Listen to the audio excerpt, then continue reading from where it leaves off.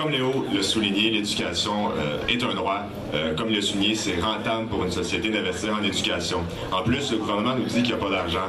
Chaque dollar investi dans un diplômé en rapporte 5,3 en taxes et impôts. Et ça, c'est le Conseil des ministres de l'Éducation du Canada qui dit ça. Donc, le rassemblement des différents ministres de l'Éducation. Donc, ça, c'est plus rentable que la Caisse de dépôt et de placement, par exemple. Donc, c'est quelque chose de rentable. C'est rentable économiquement et c'est rentable socialement pour une société. Lorsque une société est plus éduquée, elle a une main-d'œuvre plus qualifiée et c'est une plus-value pour les entreprises de venir investir ici et de développer notre économie. Et après ça, de retirer une juste part d'impôt de ces entreprises-là. Donc, investir dans l'éducation, c'est à la fois, oui, un investissement public, un investissement social et un droit aussi qui devrait être à tous les étudiants, peu importe la taille de notre portefeuille. Merci. À votre tour, Madame Rose, M. Deveau. Mes collègues à ma droite disent que le gouvernement n'a pas d'argent. C'est vrai, je peux vous le confirmer, j'ai vu le budget qui va être présenté fin mars prochain. Eh bien, malheureusement, j'ai de mauvaises nouvelles pour vous. Le déficit officiel est de 3,6 milliards. Ça, c'est un fait. Cependant, il y a 8,4 milliards en déficit qui est camouflé dans ce qu'on appelle le plan d'action pour les infrastructures. C'est-à-dire que cette année, le gouvernement va ajouter 12 milliards sur la dette qui est déjà à 245 milliards. Faites un beau petit calcul vite, ça fait 257 milliards en dette. Devinez qui va se ramasser avec la facture? Nous. Pourquoi? Parce que le gouvernement, éventuellement, les coûts en santé augmentent tellement rapidement qu'on va se ramasser avec 200 000 $ de plus en impôts à payer de plus que les services que nous allons recevoir. C'est-à-dire que, afin d'éviter de sauter d'un 10e étage, il faudrait accepter collectivement de sauter de un 2e étage afin que ça fasse moins mal. Parce que si l'augmentation ne passe pas actuellement, ce sera nos enfants qui vont se ramasser avec ce problème-là qui va avoir pris le temps de grossir. Également, l'éducation est un investissement. Selon le Cyrano, qui est un centre de recherche en économie parrainé par l'Université de Montréal, le taux de rendement privé pour un baccalauréat est en moyenne de 20%. C'est-à-dire que si vous prenez le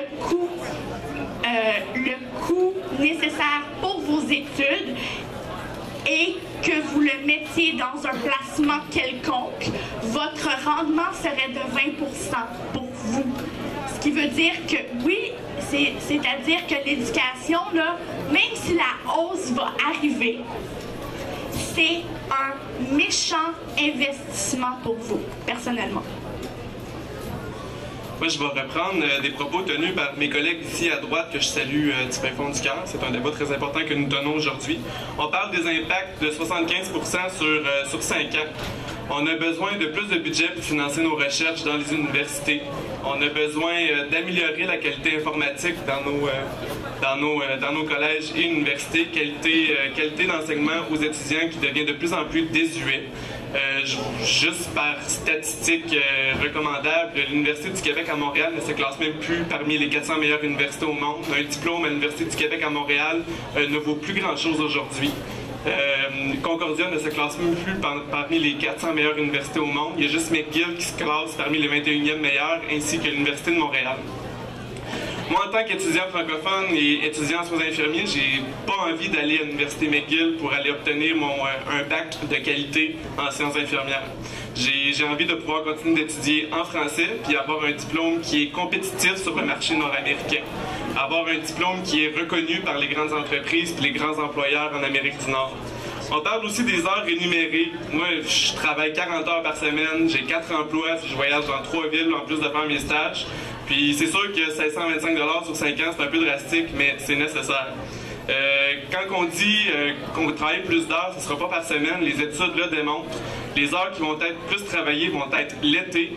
Puis comme annoncé par la ministre Beauchamp, si la grève se prolonge, ça va être en cours de soir et en cours d'été que la session va se terminer, voire même en début de la prochaine session, comme c'est déjà vu en 2005 ici à l'Université du Québec à Montréal, en psychologie en haut, dans les départements hauts. On parle de décrochage scolaire, mais je pense qu'une bonne motivation et une bonne planification à long terme peut garantir notre place sur un banc d'école. On parle de compagnie et des écoles. Il y a des étudiants de mon âge, issus de familles monoparentales, issus de familles dysfonctionnelles, qui ont leur propre compagnie, qui arrivent super bien à couvrir leurs études. C'est une minorité.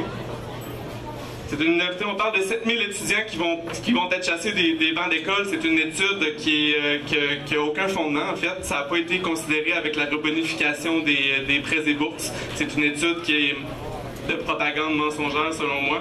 Puis on parle qu'on a besoin de médecins puis d'infirmières. Oui, c'est vrai, on m'enlève 400 $ d'impôts sur une paye de 1000, 400 à 450 $ d'impôts pour financer les programmes sociaux. J'adore vraiment ce que vous faites, mais j'ai pas envie de payer plus d'impôts. Déjà que je préfère payer une hausse là que de le payer en impôts à long terme sur toute ma vie. Même chose pour ma famille, puis même chose pour mes collègues.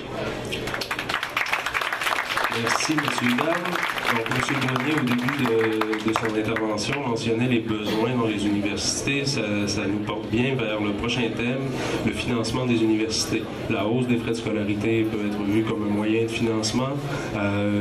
Est-il possible d'en envisager d'autres moyens de financement des universités? Donc, nous commencerons pour ce thème par le camp du pour la hausse. M. Grenier, Mme Rogers, à vous la parole pour 5 minutes. Justement, je m'en vais vers la très honorable profession de comptable agréé, ce qui veut dire que c'est mon département. Justement, parlons surplus et déficit et de sous-financement des universités. Saviez-vous que de 1989 à 2009, le surplus cumulé, le déficit cumulé était de 2,86 milliards. Ça, là, c'est beaucoup d'argent. Par année, ça fait grosso modo 140 millions par année qu'il faut aller chercher de plus.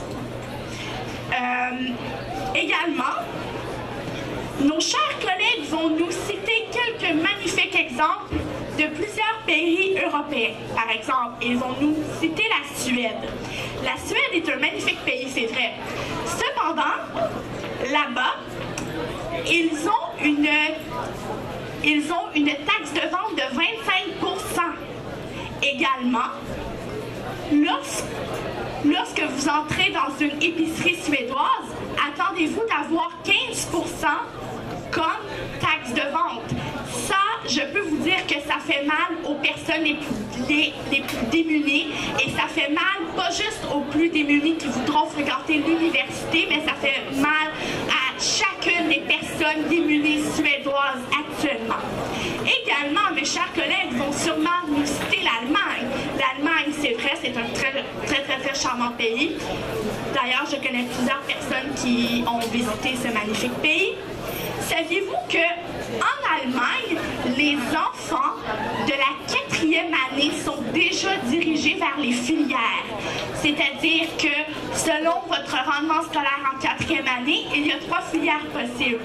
La filière professionnelle, filière technique et la filière préuniversitaire. C'est-à-dire qu'en Allemagne, les places sont très contingentées et bien sûr, il faut se battre dès la maternelle pour espérer obtenir la filière préuniversitaire. Également, en Allemagne, les universités ont le même problème que les CPE ici. C'est-à-dire qu'à chaque année, ils vont voir à Berlin et dire « nous manquons de place, nous manquons de place, nous manquons de place ». Également, saviez-vous que la hausse n'est pas une hausse, mais c'est un rattrapage tarifaire? Dans la réalité, en 1968, il payait 3 568 et 81 sous. Ça, c'est l'équivalent en dollars de 2012, alors que 3 793 en 2017 équivaut aujourd'hui à 3 446 et 7.